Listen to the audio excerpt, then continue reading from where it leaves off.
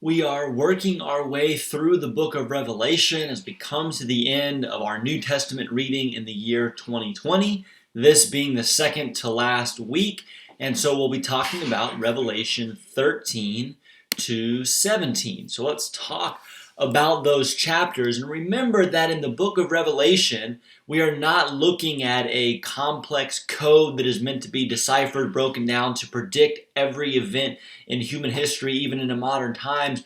We are talking about a drama that is being played out in this apocalyptic literature, that there are symbols, but these are supposed to be pictures to teach us something about the way the world works, the way God especially interacts in and with the world. And that idea of drama, I think, is particularly important in these chapters because we see the bad guys and the good guys pictured as the events of history play out, beginning in chapter 13 with the bad guys. The image of a beast, a horrible, indescribable beast coming up out of the water, something that we're familiar with from the book of Daniel. Those beasts representing the nations of the earth that will rise up and they'll be violent and they'll be wicked and will oftentimes be oppressive of God's people. And that type of thing is pictured here in Revelation 13. And then you have all of those that are worshipers of the beast. In fact, by the end of the chapter, we have our infamous 666 passage. But it's a society, it's describing a society where those who are loyal to the beast, those who are loyal to this evil power at work in the world, they are accepted in society. And those that are against, that are opposed to, that are not loyal to the beast are persecuted, they are oppressed. This is the way the world works. And those that are on the other side are pictured in chapter 14 as those who follow the Lamb wherever he goes. And think about the great contrast between those, particularly between the violent, raging beast of pride and arrogance and the Lamb. Slain lamb that we saw back in Revelation 5, who has sacrificed himself, and his followers do the same thing. They give of their lives and are slain oftentimes for their faith. They are the triumphant ones.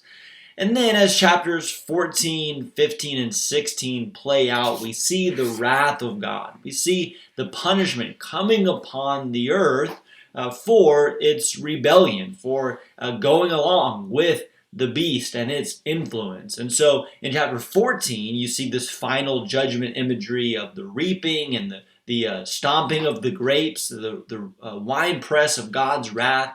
And then in chapter 15 and 16, you have the preparation for and then the pouring out of the bowls of God's wrath. Very similar to the images we saw of the 7 seals being broken earlier and the 7 trumpets being blown. These 7 bowls represent God's wrath being poured out on the earth, culminating to some degree in this battle of Armageddon, which again, we could think is it's some battle that's going to take place at the end of time. This is a picture of the forces of good and evil, God and his righteousness up against evil, Satan and his wickedness, and they go to battle. And they go onto the battlefield, and the result, of course, is God's victory. And that really takes us into the next section of the book, which focuses on this idea of Babylon. Back even in chapter 14, I believe it was, the statement, the proclamation that Babylon is fallen, that will be repeated. But this idea of Babylon, we go back all the way then to Genesis 11 and then through the history of the Old Testament. You see Babylon as being the pinnacle of human rebellion. Humanity exalting itself above its proper place to turn against God, to try to usurp God's authority for their own gain, for their own advantage, leading, of course, to pride, violence, oppression.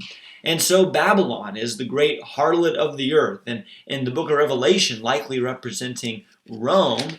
But again, you see a picture of this wicked, rebellious nation that has spread her favors across the earth, has taken her influence of wickedness all over the earth, and she is set up as the target of God's judgment And the announcement, proclamation of this book is that Babylon has fallen and that God is victorious over all those who would rebel against him. And so we'll see more of Babylon's treachery and her fall in the final week, in the next chapters leading up to the end of Revelation.